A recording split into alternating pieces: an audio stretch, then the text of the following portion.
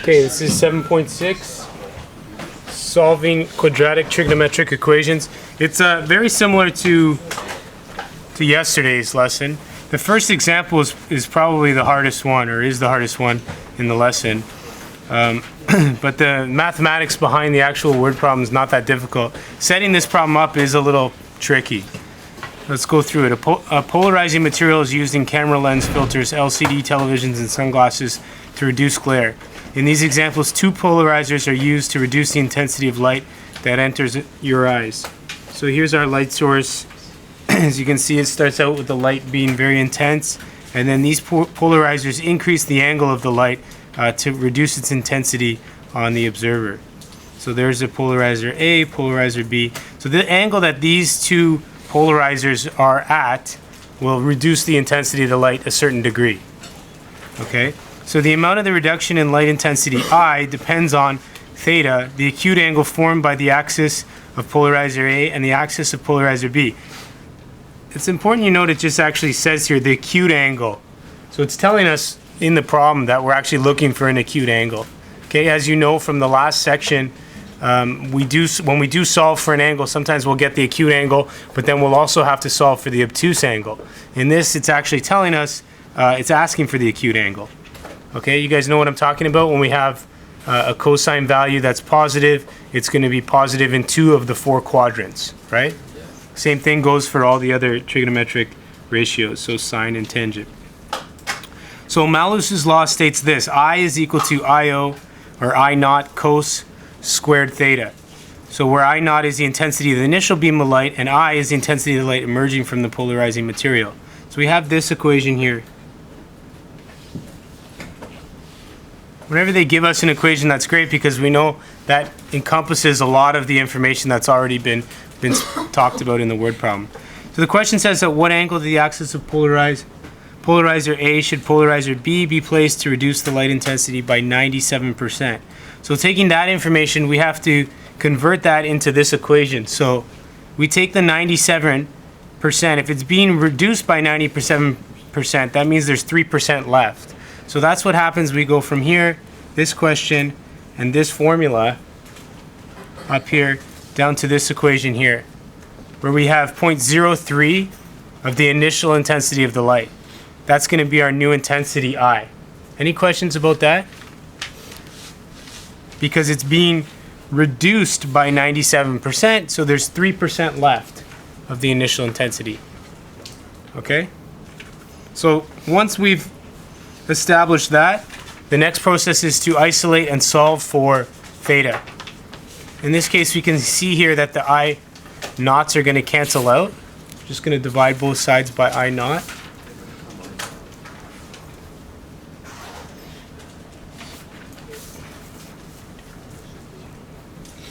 Okay, so dividing both sides by I naught, we're left with this equation here.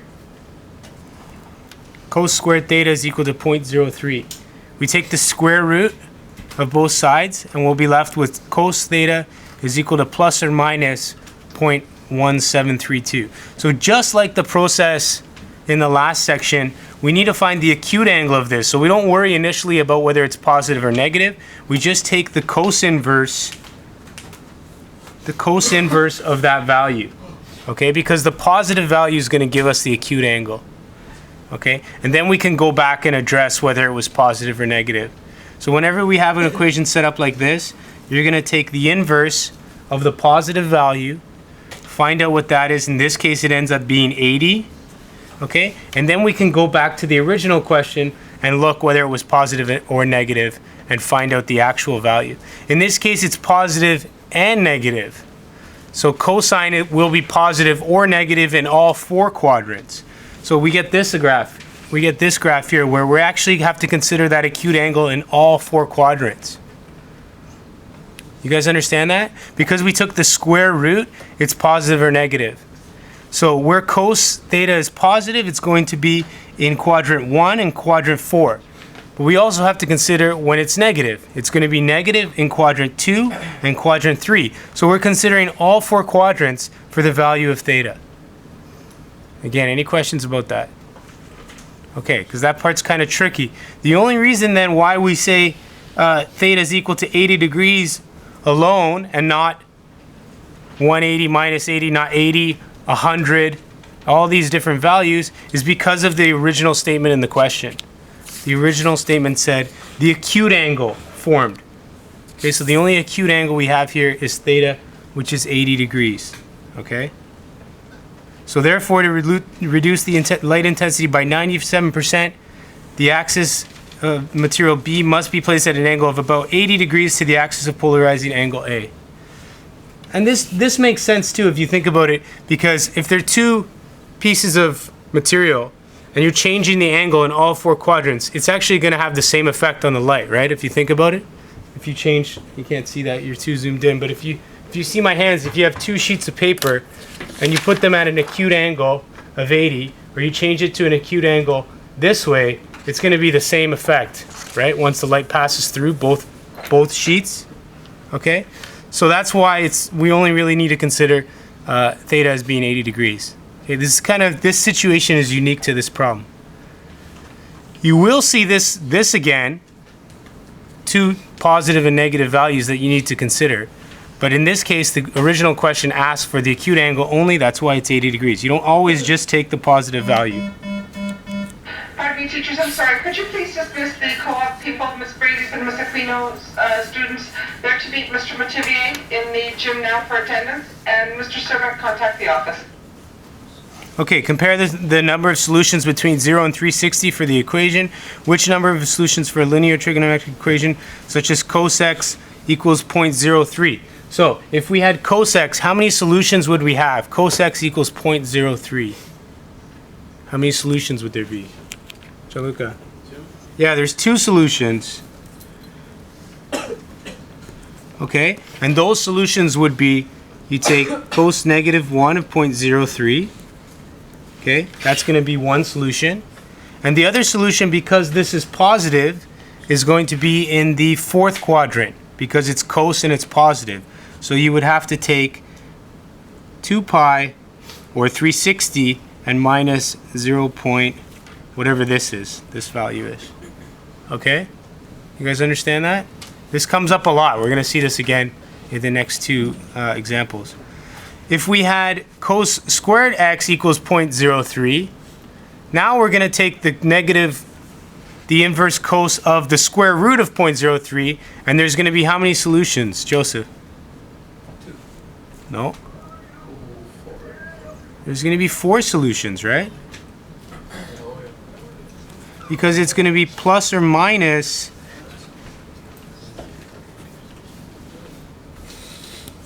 okay? It's going to be cos negative 1 of the square root of 0.03. That's going to give us plus or minus, which cover 4 quadrants.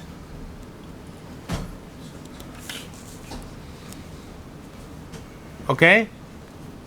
Hopefully this will make more sense as we go through the next examples.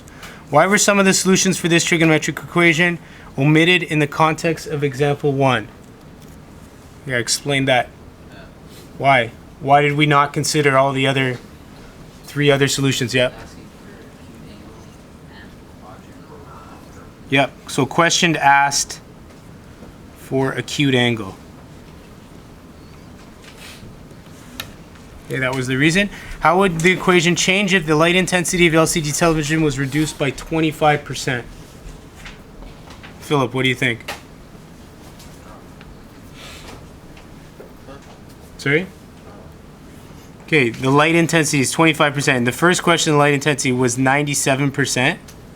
So we use 0.03. What do you think this value would be if it was 25%?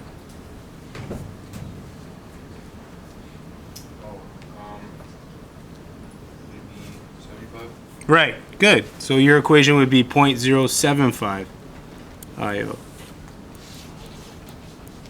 Excellent. So all the other steps from that point on would be the same.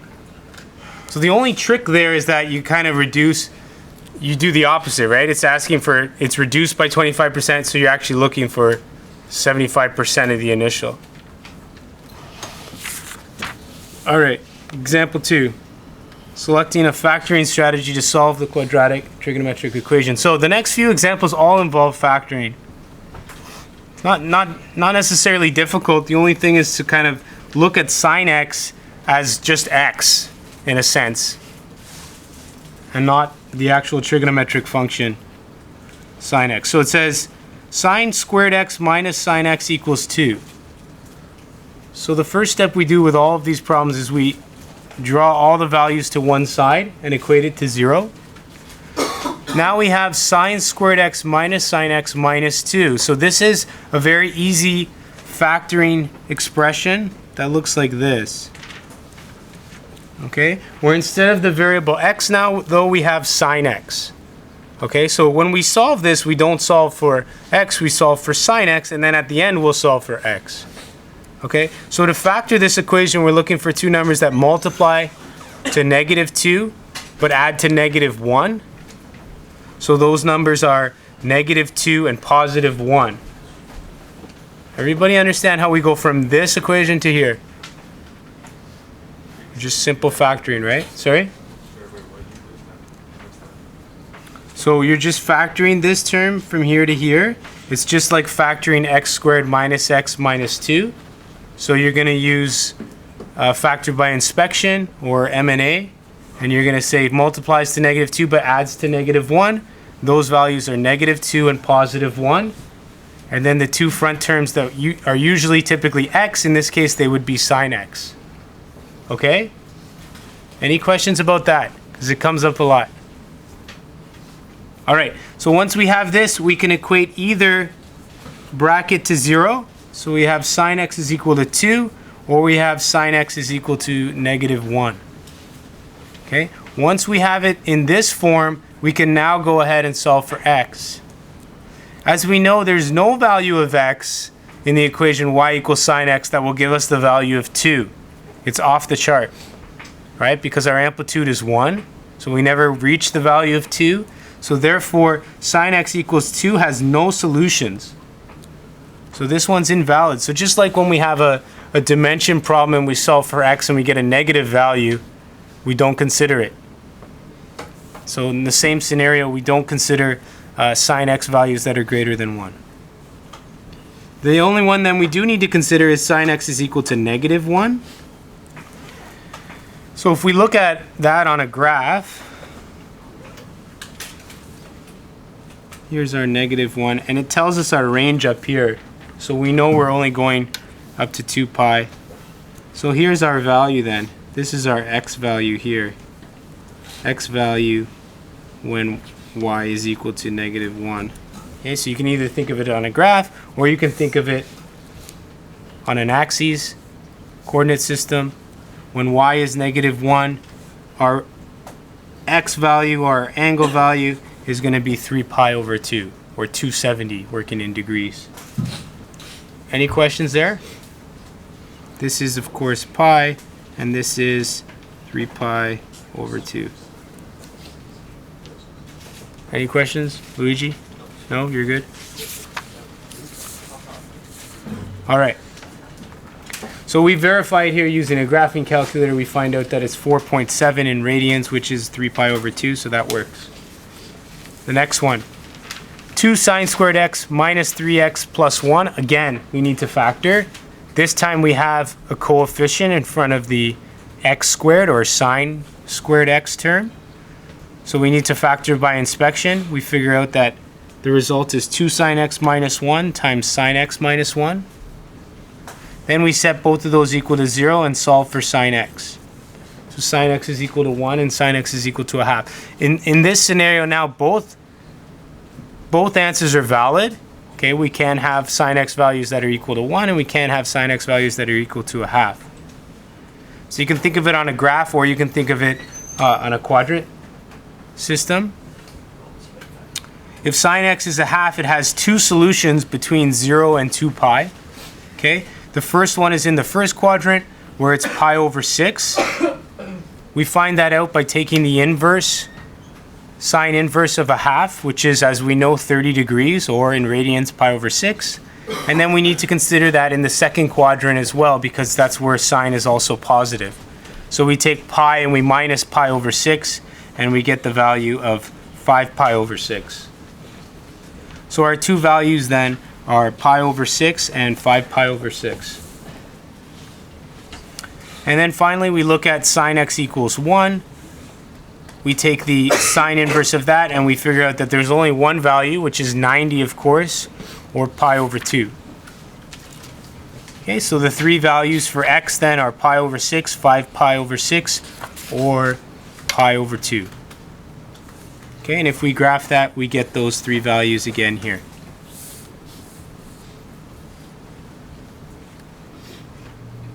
All right, example 3.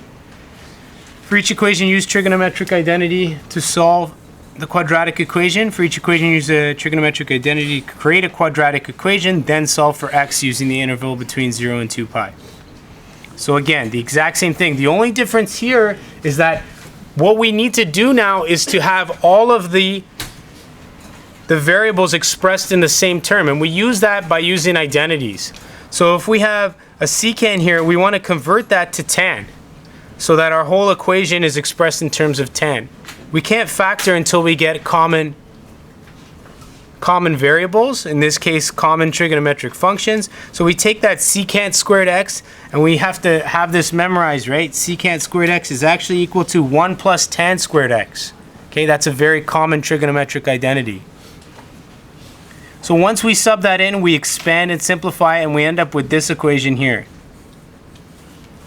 Okay? And that's just straight distributive property, 2 times 1, 2 times tan squared x, and then these values get combined with like terms to end up with this equation here. Once we have this equation here, again, factoring. Again, it's a very simple factoring expression. It's 2x squared plus x minus 1. There's our factoring expression. Okay, it is factorable by whole numbers. So we get this value here. We set both equal to 0. We end up with these two situations. Any questions up to there? Okay, now taking those values, we got to think of them in a quadrant. The first one is tan x is equal to a half. So tan is positive in the first quadrant and the third quadrant. The value, the tan inverse of a half is 0.46. So our first angle is 0.46. Our second angle will be pi plus 0.46, which is 3.6. Any questions on this one? No? Same idea on the second one. Tan x is now negative 1. So tan is negative in the fourth quadrant and the second quadrant. This time we take the tan inverse of pi over 4, or 45 degrees. We find out that that's 1, so here are our values then. It'll be pi minus pi over 4 and 2 pi minus pi over 4. So our two values are 3 pi over 4 and 7 pi over 4. Any questions there? So this is happening a lot, right? Taking the value, figuring out which quadrant it's positive or negative in, and then subtracting pi or 2 pi from that value to get the related angles. All right, B. Same idea here. We have this time sine and cosine. We want to express it all in terms of 1. So we convert cos 2x. This is the double angle formula that we just learned 3 sections ago. We convert cos 2x into 1 minus 2 sine squared x. Once we do that, we can expand and simplify, and we end up with this equation. This equation now is a little trickier. We cannot factor by inspection. We need to use the quadratic formula. Okay? It's not a lot. We just consider sine x now. We consider this 6x squared minus 3x minus 1. And this is our a value, b value, and c value. Plug that into our quadratic equation, and we solve for our x value, or they used a in this term. Not sure why they used a, but I guess they didn't want to confuse it with sine x, so they used a. Once they have these two values, they're actually equal to sine x, not x, right? And then they use the last step to solve for x. So we take the sine inverse of 0.75 and the sine inverse of 0.23. Sine inverse of 0.73 is 0.82. So our first angle in radians is 0.82. The second angle where sine is positive is in the second quadrant, so we take pi and we minus 0.82, and we get 2.32. For the second answer, we have negative 0.23.